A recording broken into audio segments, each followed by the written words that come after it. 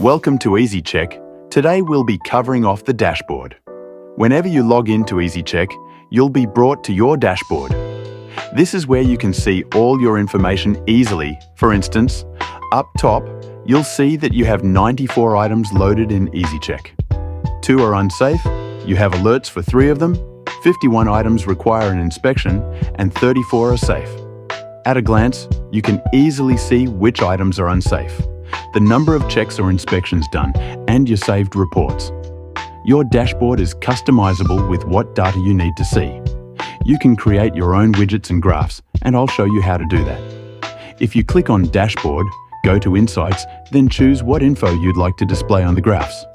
Once you're happy with this, click Save to Dashboard. EZICHEQ, we make digital inspections easy.